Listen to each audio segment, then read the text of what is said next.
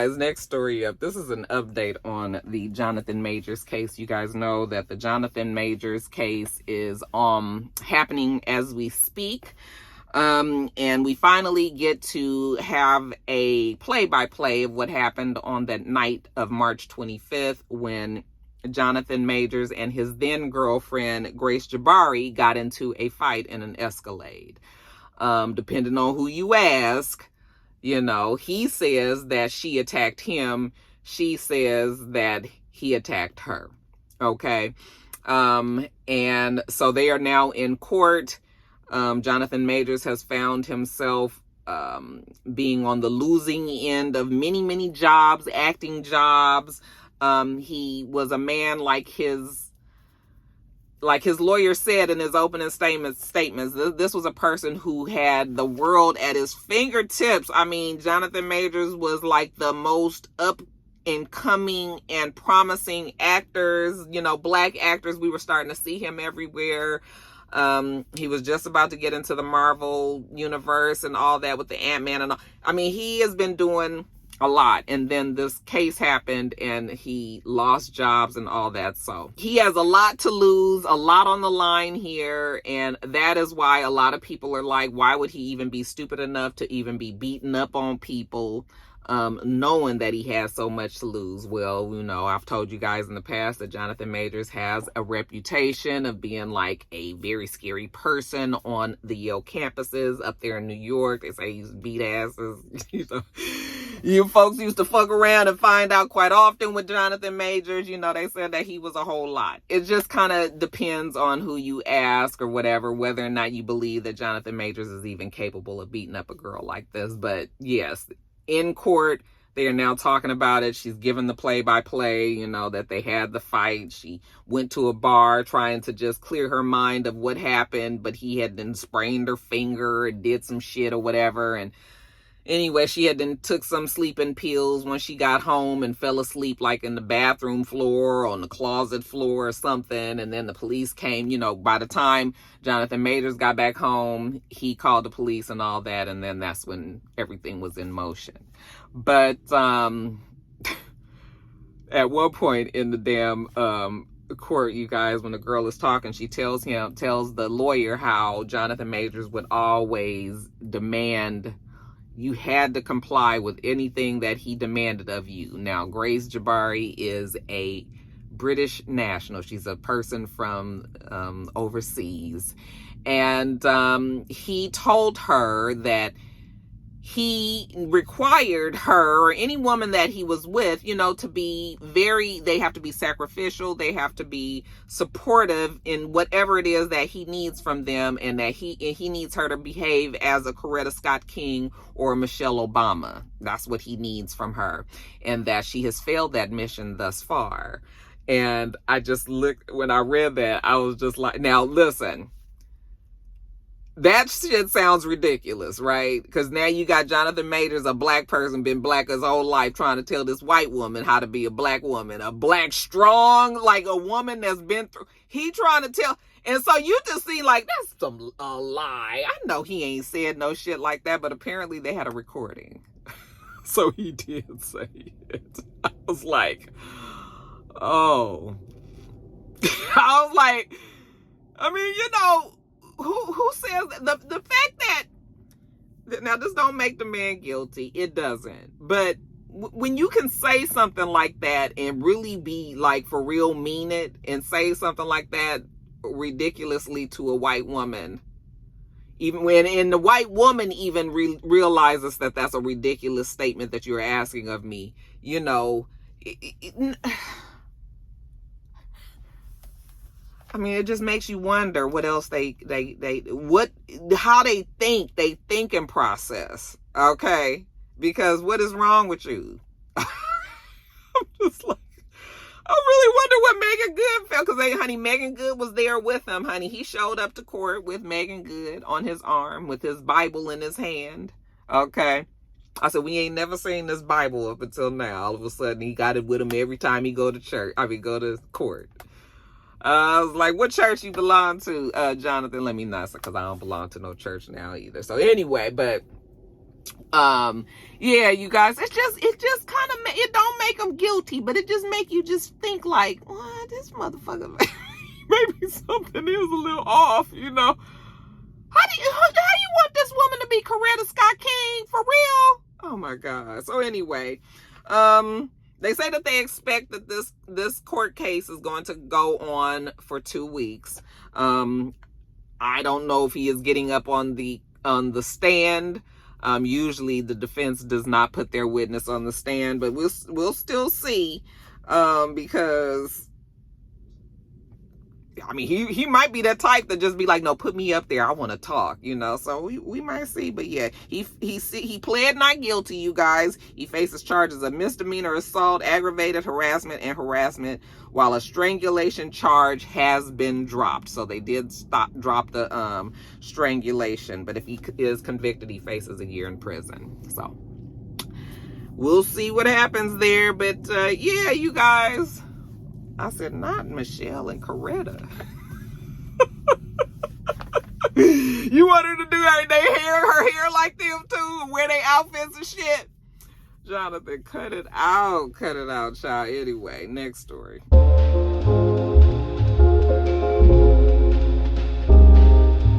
right, you guys, I must report that Norman Lear, famed writer, producer, director, some people say the man of the 70s who wrote and produced and put out show after show, successful shows. He was the guy back in the 70s. He had Good Times, he had Jeffersons, he had Maude, he had All in the Family. You know, all of those shows that was very instrumental in bringing like cultural type of cultural type of things that were going on, like really in the community, in the world at the time. Like, he was the person that brought that to the forefront on his shows and talk about race relations, black and white people especially. And, you know, speaking of, I mean, he had Good Times, which was just like a poor, underprivileged family that was like together as a unit. You know, he had the Jeffersons, which was like an upscale black family that rich and made it. You know, All in the Family, this bigoted man who actually was a good person, had a good heart, but was ignorant because that was where he was raised and everything. You know, Archie Bunker probably today wouldn't be the same as the Archie Bunker back in that day, you know, but just the way they played on the ignorance of Archie Bunker. But, you know, the other people that were surrounding the cast, I should say the other cast members, you know, I would play on the ignorance and the racial undertones and stuff, and, you know, brought that to the forefront. He was just really a master at that time of putting that kind of stereotypes and things on TV, and, you know, for the people to enjoy. The stuff that they used to put on TV back then, ain't no way it would fly today. No way. Even when you watch the reruns of all those shows, and then there might be a joke or two, and you just kind of even laugh uncomfortably today, because you know, like, absolutely no way that would fly today. But yes, he died yesterday, 101 years old, lived a very, very long, full life. I mean, you've seen Norman Lear's name come up in the credits of so many different shows. We've seen himself even in movies and things. I mean, Norman Lear he's just been a part of the American fabric for as long as I can remember. I mean, just complete, you know, my childhood, especially the 70s, grew up on all of those shows. And still lovingly, because Mr. watches all those shows still, to very much so to this day. I was saddened to see that, but, you know, 101 years old, I mean, what more can we ask for? This man lived a full life. He lived through a whole bunch, and saw a whole bunch. So he can tell a whole bunch of people in that next life, you know, about what's going on down here. But he was born in 1922 to a salesman and a homemaker. He said that was the thing that he wrote about, what actually happened in his real life, what the things that he saw. And just a real fun fact, my brother told me this story a while ago, but he said that Norman Lear was talking to, let me get the story right. How Norman Lear came up with, hold on. How did it go? Okay, I think that this is the way that it went. Norman Lear was having a conversation with the guy who used to play Lionel on Jefferson's, the first Lionel. Okay. And, how did it go? Yeah. Okay. So I think that this is how it went. Norman Lear was having a conversation with the guy who plays Lionel. Lionel, remember, he was on All in the Family first before he went, before the Jeffersons was created. So he was having a conversation with the guy that plays Lionel. And Lionel was telling him about his life, just growing up, where he was from, growing up, poverty, him and his family and all of that. And that kid that played Lionel is the life that he took his life stories and created Good Times. And that he created that character, Michael, from Good Times, is supposed to be based off of the real life of the guy who played Lionel in the Jeffersons, or All in the Family, which is where it started. Okay, so just a fun fact for you guys. Me and my brother, every now and then, we try to come up with like fun facts that the other one don't know, and then we'll text it to each other, be like, nigga, I got one for you. I bet you didn't know this. So he actually told me this a long time ago. That's why I had to like rack my brain to kind of remember. But anyway, yeah, that's the story there. So anyway, fun fact. But yeah, Norman Lear, huge loss. But I mean, he was such a great and you can see the fact that his legacy will continue to live on, because they still play, all of his shows are in rotation. Everything is still out there. I mean, you don't see Maude, but you probably can find it somewhere. WeTV or one of these other smaller networks probably show it too. And I'm sure that you probably find all of those things on somebody's streaming services. So, but he had been married 3 times, you guys. He's survived by his 3rd wife, Lynn, and his 6 children, Ellen, Kate, Maggie, Benjamin, Brianna, and Madeline. Okay. And then he also had grandchildren, Daniel, Noah, Griffin, and Zoe. Okay. Like I said, 101 years old. Huge loss. Rest in peace to Norman Lear.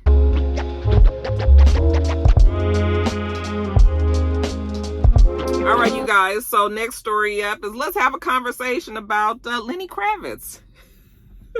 I said Lenny Kravitz ain't never had so many black people talk about him as we have this past week. So Lenny Kravitz was, he was in an interview. What was the interview? I'm sorry, you guys. I just did not get the information for you guys, but he was in an interview recently, and he talked about how he has not been approached by any type of, like award show, the black award shows, like the BET award show or the Source Awards. I was like, Lenny, they don't do Source no more. But he was like, I've never been, invited to a BET or a Source Awards, to even, I guess, even just come to the award show, let alone perform. Okay. And I was just like, it sort of makes sense. It might not necessarily be because he's a black person, but they are shunning him. But I mean, you go where you're celebrated, and BET and Source and all that. That's not a, that wasn't a vehicle that even played his music. Hard rock. I mean, he's not a hard rock person, but alternative rock and all of that. And not that we couldn't be introduced to that, but, I guess BET just assumed that black people wasn't interested, that he wasn't interested in what black people wanted, and that the black people wasn't interested in him, so they hadn't invited him. But he said that, black people is important to him, so he felt like he needed to, he wants to be involved in these award shows and the such as well. And, everybody was just like, oh, well, that's no good. The award shows always be complaining about black people not, people of the higher caliber, you know, when we give the ratings of an A or a B or a C-list celebrity, you know, people are always talking about how black people, you know, the A-list blacks don't come to like the BET Awards and, you know, your sources, if they still had them, and those types. But, you know, black people were just like, well, you know, maybe y'all not inviting the people, okay?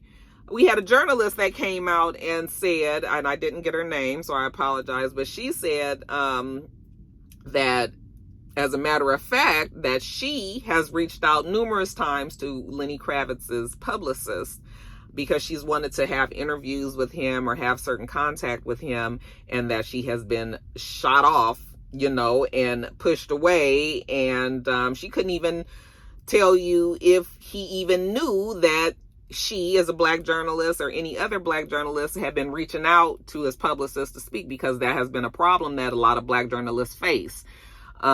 These black celebrities, A-list, will get publicists who are white, and they will shun black media. We've heard this conversation before, how black media feels, even on red carpets. Remember, that was the talk a couple of years ago. People were complaining that, you know, the black celebrities would come on the red carpets. The black media would be trying to get them to come over and talk to them. Their publicists would hustle them. Either the publicists would hustle them on by, or they would ignore the black media and go talk to like a white media outlet. And then people were complaining that the black media sometimes was shady or asked questions that were uncomfortable and put you in the spot and all of that. So there were all this wars on the red carpet on whether or not black media was being treated fairly, if the black celebrities was purposely ignoring them, if it's the white publicists. You know, we've had this conversation before. So Lenny having a white publicist, this woman saying like, you know, your publicist is probably not even telling you that there are black people that are reaching out to you, that want to talk to you, that want to share your story with a black audience that otherwise probably wouldn't see this, and they're getting turned away. Well, I can totally believe that is what's happening. But I also can believe that sometimes black publications can be shady. I think that you need to just get the understanding with celebrities, just like white publications do. You know, black publications or black media can also just be like, listen, you know, we not gonna say nothing crazy. You know, we're gonna make sure that this is a pleasant experience so that you look good, we look good, and all of this. You know, if you guys can get that understanding that we're not here trying to fuck up your stuff, we trying to help, and we also want to get helped as we help you. You know, let me help you, help me, help you, you know. So, you know, that's what that was. Anyway, Lenny Kravitz came out and said that he needed to clarify he wasn't talking about just black community as a whole, and saying it because he says the black community does support him. However, it's just the awards show specifically. And I was just like, okay, Lenny. I mean, I understand you were just talking about the awards shows, but that still does not clear the original problem, which is that your publicist is turning away black journalists. Okay. And that it does probably happen more often than not. And maybe that's something that you need to address as well. Maybe it's something he'll address privately. I mean, it doesn't have to be our business, but, you know, he has to understand that black people can't get ahead. I mean, like, folks can't get ahead without a little help from somebody. Okay. So you would hope that black people will be helping other black people pull them up by giving them something like an interview or something like that. Lenny Kravitz, to this woman who probably would get some looks if she was able to have a, you know, article with Lenny Kravitz or someone like him. So anyway, you guys, yeah, that's what's going on there. Lenny say the black folks don't want to see him. Okay, I was just like, no, Lenny, I would love to see old Len up there. Y'all follow him on Instagram, child. That Lenny, I don't give a fuck what Lenny doing. Lenny looked like he always on his way to go perform. His motherfucker went hiking with the dogs the other day. They had on jeans, motherfucking chaps, some damn boots, you know, that looked like they had some fucking spurs on the back. You know, his leather coat, his hair, his motherfucker had beads and shit on, and some ripped up scarf, some shit dangling, some metal chains and some shit. It was like, he went and got the dogs and he put them in a Jeep. you know, but the old Jeep, like the old CJs, like the top off, you know, and just like driving through the woods and shit with, you know, the dogs all excited. I said, Len, where you going? Had his lokes on, okay? I said, Lenny gonna be Lenny all the time. Okay, this nigga, he is just, I mean, hiking, looking like he about to perform. I was like, where you going, Lenny? And them dogs was just like, oh shit, it's time to go hiking. I was like, I ain't mad. But yeah, Lenny, whoo, that following him on Instagram, I'm telling you, it'd be a whole, every time you see him, no, I don't give a damn. Anyway, you guys, what y'all think about that? Y'all think that Lenny had a legitimate gripe? Or do you think that this woman who kind of blasted that, you know, she's been ignored? Y'all just tell me what you think about that next story.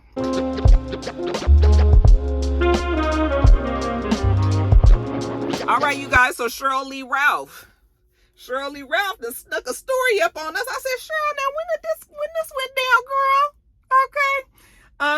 Okay. They said that Sheryl Lee Ralph has been married 18 years, long distance. Now, I don't know if I was supposed to know that she was married because I don't follow Sheryl Lee Ralph like that, you know.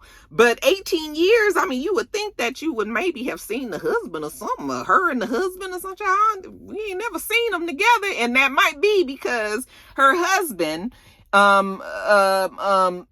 Pennsylvania State Senator Vincent Hughes is her husband. He lives in Pennsylvania, okay?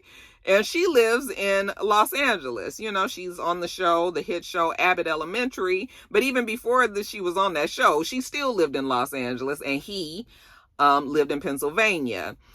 She is in Los Angeles because she works, obviously, and, you know, I guess Pennsylvania. I mean, she could have been in New York, I guess, would have been closer, but she's a TV star, not necessarily a Broadway and that kind of star. So, oh, but she did used to do Broadway. Let me not lie on her now. You know, she was a Broadway girl, so she could do both. But yeah, she was in LA. He was there, and they've just, all this time, they've been together, and they, you know, every 2 weeks or so, she flies there to him, or he flies to her, you know, and they spend their time together, but then they, you know, they're bi-coastal. And yeah, they've been doing this for 18 years. She said that they actually did live together during the pandemic. They sheltered in place together. And she said that was when she realized, like, oh, I really like him. Like, I really could live with him, you know, but you know, they still ain't living together. So I saw on the blogs, they were saying that she's finally moving with her man. But when I actually went to go read the article, it was an AARP article. And she said that, no, as of now, she is still doing the back and forth, you know, but that doesn't mean that eventually she won't, you know, settle down and live with him. But right now, you know, they gonna keep up with this because this what works the best. But this is her best friend and all that. And I was just like, I mean, y'all know, sometimes absence make the heart grow fonder. I mean, if you have a working situation in your marriage, I ain't got no problem with it. And as long as everybody is on the same page and said that's what they're going to do, that's fine. Mr. was a truck driver for years. So, you know, Mr. used to be gone Monday through Friday. You know, sometimes a long time ago, he used to be gone for weeks, you know, and then he went to like a Monday through Friday kind of thing. And then it was like he was driving locally. Like, I've been through all of that, cross country driving, just, you know, regional driving, all of that.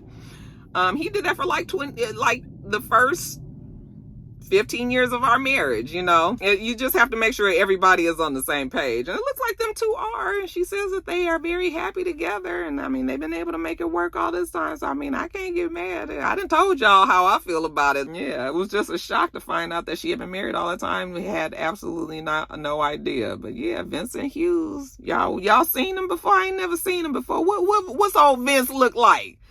Y'all, I'm gonna have to try to look up a picture and see. But anyway, yeah.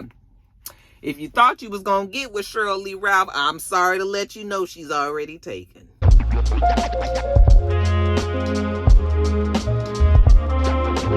right, you guys, next story up. Deion Sanders and Tracy Edmonds. They have decided to call it quits after they have been together 11 years, I believe it is. They said they got together in 2012, back when, after Deion Sanders had his second divorce, to Pilar. And remember, that was a very highly publicized and messy, quite the messy divorce. But after he divorced Pilar, and after Tracy Edmonds and Eddie Murphy's relationship didn't work out, these two found each other, which was always just such a strange union to me, because Deion Sanders has always just been so over the top and just a whole lot, and Tracy Edmonds struck me as the more quiet, calm, reserved type. And then for her to have been with Babyface, who kind of strikes me as that same type of person, and even Eddie Murphy, okay, strikes me as that type of person. For her to go from them two type of people and jump over to Deion Sanders with all his neon Deion and Must Be the Money and, you know, Coach Prime and all of everything that comes with being with Deion Sanders, I was just like, girl, you sure you got the skin for that? Because he don't seem like, I mean, he seems like he could probably be an asshole. And he seems like he is a lot. I won't even necessarily say that he might be an asshole. He probably was back in the day. I think as he's gotten older, maybe some of that assholeness has toned down. However, you know, so old habits don't die easy. So he could still have them asshole type tendencies, but just being Deion Sanders is just a lot. You know, he demands a lot of attention, and he takes it, and he's a, you know. And so every time I would see Tracy Edmonds with him, she looked like she was over it. Like, I mean, she been looking like she been over it since 2012. I was like, girl, did you really want to be there? You know, like, or did you just was like, because every time you would see her, she would just be like, oh, this my man. I know he a lot, child. And I'd be like, it's okay, Tracy. You know, she'd just be smiling in the background somewhere. He'd be over there, you know, asking somebody to play his music or giving some uplifting speech or some shit, you know. I do really like Deion Sanders and all, but I just was surprised that they were together. So then, as time went on, I thought they actually had broken up, because we weren't really seeing them together anymore. And, you know, so I guess we just put it out of sight, out of mind kind of thing. But then when he started getting sick, and when he started having his feet problems and his, you know, all those surgeries and the amputations, because I think he's, had a few toes amputated or whatever. Then we started to see her again. So she was being supportive, you know, trying to be there for him, because he was starting to have all these surgeries and shit. So it was like all of a sudden Tracy was around again. And I was like, oh, I forgot that they was even together. But, yeah, you guys, now they have decided that they are calling it quits. I have the, calling it quits, speech for you. Let me read it for you. It says here that, to everyone who has been for us, supported us, and shown us love, we have mutually decided that it's best for us to move forward in life as friends, and have made this decision with love in our hearts, respect for each other, and appreciation for the time we've shared together. Isn't it a shame that you got to do all of that, and you guys were just boyfriend and girlfriend? You got to put out a full statement. I mean, they're celebrities and everything, but it's just like people be in your business so much that you can't just go your separate ways and break up with motherfuckers. You got to be telling people, we friends, we are moving on in love, but we ain't together. Okay, child, we ain't. Like, damn, I got to be telling them all that. I can't just say that I ain't with this motherfucker no more. Y'all see that I'm with somebody else. That's how you know I ain't with them. But that's not how it works. As you know, people start saying that they cheating on each other. So I guess they do have to put a statement out. But yeah. Were you guys upset to hear that Tracy and Deion have called it quits? Did you even know that they were still together? Y'all let me know.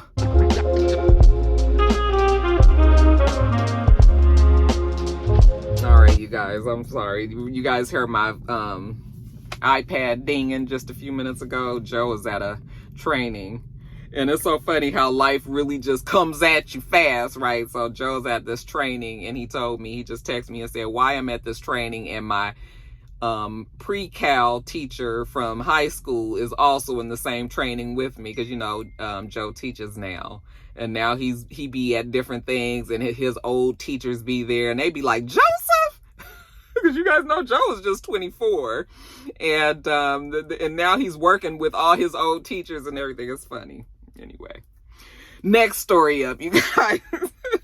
So your boy TJ Holmes and your girl Amy Robach, they decided to come up with a podcast simply titled Amy and TJ Podcast. Okay, it's the Amy and TJ show. It's really just Amy and TJ. Okay, and they just kicked it off.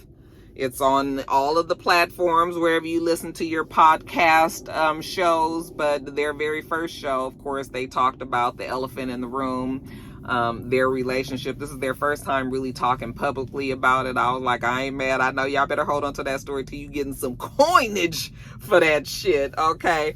But, they talked about how they weren't exposed, that they were just outed. Okay. Because the two of them had been working on their divorces at the time that the story came out that these two were in a relationship on the show. So they were already both actively working on divorces, and nobody else knew about it. So that's why it seemed like it was all low and sneaky. But Amy said that everybody around her knew that she was going through a divorce. She was divorcing her husband at the time, Andrew Shue. Okay.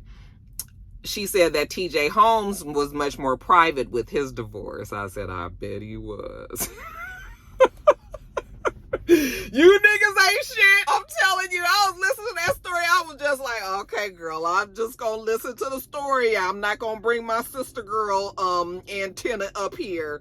But she was like, TJ is a very private person, and he's very private about his things. So he was going through his divorce quietly. Well, of course, you guys know that the story back then was him and his wife at the time, Marilee, I think is how you say her last name. They were going back and forth on whether or not they were going to work it out. At least she said she thought that they were trying to work on it.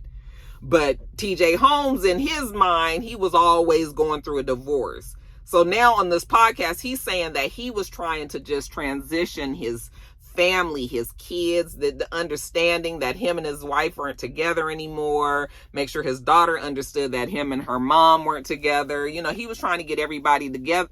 Get everybody comfortable with the idea that this divorce was happening. That's what he said in the podcast. So he was keeping his shit quiet, though. Amy's was out, but his wasn't. So when the story broke and all that, that's why it looked bad, especially on TJ's part. Now, they both worked for Good Morning America. They both said that this was their dream jobs. They were working there. And then it all fell apart. And really, TJ Holmes was like the golden kid there. They used to have him do a lot of things, behind Michael Strahan, of course. But TJ Holmes was definitely, he was one of the, he was there and he was doing the things, and so was Amy. So it was too bad. And then they both had the show Good Morning GMA 3. Okay, remember they had GMA 3, and yeah, they when the story broke, ABC, Disney, whatever, they got rid of them. And just said that even though you guys are divorced and you haven't broken any of their like rules or whatever, it still didn't look proper for him to be having a relationship with her. And then all of the other stories that came out. Pull my wig down, y'all. Let me pull the night. Now it then moved on from now it's not a night stalker no more. It's more like the kid from Welcome Back, Kotter. I'm so sick of this wig, y'all, but I'm trying to let it last until Christmas. Because I'm just like, by Christmas, I'll bust fresh with something else. But I'm trying to just stick this curls out, but I'm over it already, y'all. But anyway, what was I talking about? Yeah, so Anyway, they go on to talk about their relationship, how, you know, they were both so devastated. They were just they couldn't believe that this was happening. He was sending her text messages saying that she was the love of his life, and he's so sorry. And he was just kind of sounding very doomsday, like something bad was going to happen. So Amy was upset and scared that he was going to try to kill himself. And, you know, she told her mom told her that she needed to go over there and check on him. And she went there, and he was just like completely, apparently, you know, according to TJ, he done threw back the vodkas and was drinking the edibles. I mean, eating the edibles and drinking the vodka, and was just fucked up and couldn't get himself together. And just, I was like, boy, it be like that sometimes. Oh shit, let me not laugh, y'all. That's not funny. It's not funny. Cause you know, motherfuckers don't want to lose their job, and I'm imagining you sure ain't trying to lose your Good Morning America job, you know. But yeah, he said that it was just fucked up, and it took him a while to get it together. But you know, these two, they had each other's back, and they toughed it out, and now here they are. You know, she says she's never been happier, and they seem to be very happy. And I mean, listen, love wins, child. I can't be mad about it. If these two want to be together, fine. But let me tell you what was the silverest lining that came out of that story. So while TJ and Amy over there, you know, hunching on each other, we got Marilee and Andrew over here licking each other's wounds. And when I say licking the wounds, baby, I mean that literally. Now, them two is the exes of Amy and TJ, but baby, how about these two now done hooked up together? I said, what? I was like, but you know what? I'm not mad. What was that Eric Jerome Dickey book? Come on, my Roxy readers out there. What was the Eric Jerome Dickey book where it was one of his most popular books where the couples switched? Well, it was the same kind of scenario. The ones that cheated, and then their exes cheated with each other and all of that. Y'all remember that book? Anyway, y'all tell me what was the name of that book. Anyway, that just popped in my mind. But yeah, them two got together. They say that they've been spending time together. It's been 6 months. Listen, I'm not mad. You know what? If you can make me feel better and I can make you feel better, you know, while they over there doing whatever they doing, then let's do that. All right. But you guys know trauma bonding, that kind of thing don't never last. So I don't know if I expect them to really stay together, be together, stay together like that. But yeah, Marilee and Andrew's making it happen too. I said that's got to be quite confusing for that poor kid. Okay, because I don't know if Amy had any kids, but I know TJ's kid. I know she probably, that little girl probably was like, what the fuck is going on? You know, and then TJ was with Amy, and Amy had been around TJ and his wife. You know, Amy and her husband had been around TJ and his wife and the kids. So, you know, this is Auntie-Amy. And all of a sudden now, you know, you done went from Amy to, you know, Amy and Daddy together. And now Mommy is with Amy, Uncle Andrew. But Uncle Andrew ain't Uncle now. You know? So, yeah, that's a whole lot going over there. I do feel kind of sad for the baby, but other than that, I mean, she ain't a baby. She's 12 or somewhere in there. But yeah, I do feel sorry for the kid. But other than that, yeah, everybody seemed to have landed on their feet, you know. Everybody, you know, seems to be happy getting what they need out of their mates and all. So, I mean, if they like it, I love it.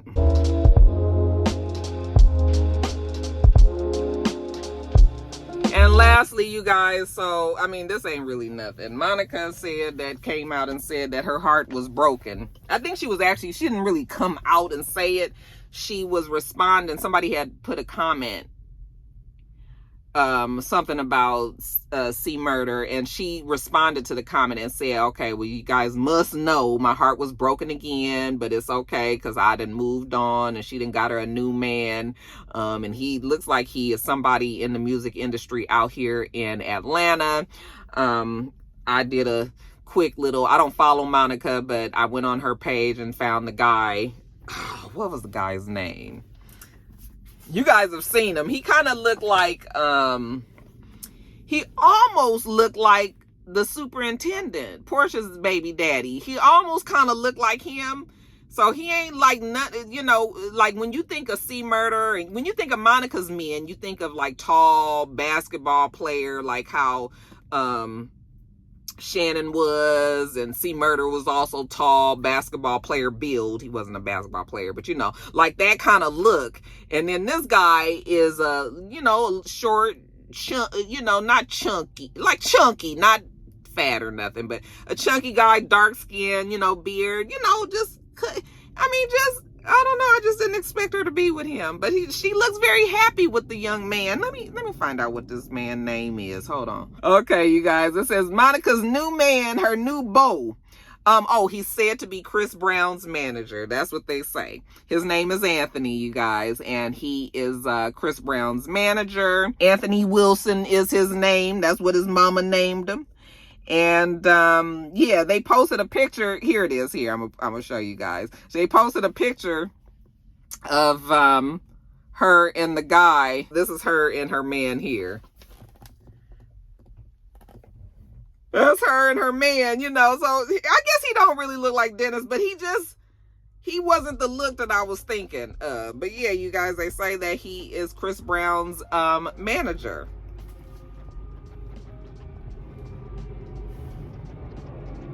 The fuck is that? Y'all hear that? Is that a helicopter? Sure, we don't never have helicopters in this flying around. Oh my God, Roxanne.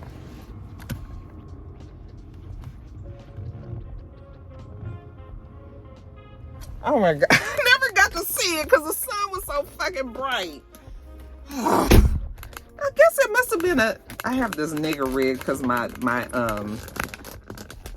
thing broke right before I got started. So this was nigger rigged. So that's now let me get down here and all right, y'all. Well, anyway, that's it. I just wanted to tell y'all about Monica new man. Monica say her heart was broken by C-Murda. I said, Monica, now listen. I know the heart wants what it wants and all, but we can't let men in jail break our hearts. She said that he broke her heart before and then he broke it again from jail?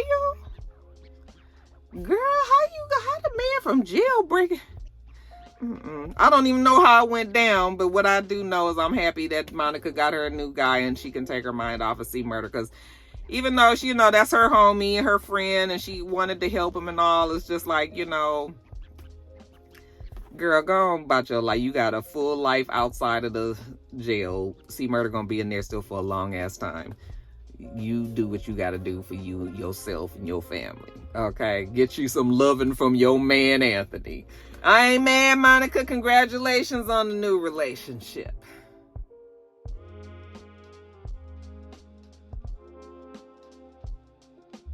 All right, you guys, let me get on off of here.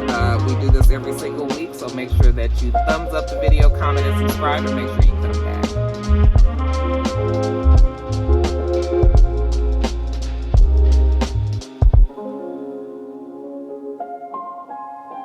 Until next time, Roxstars. Bye.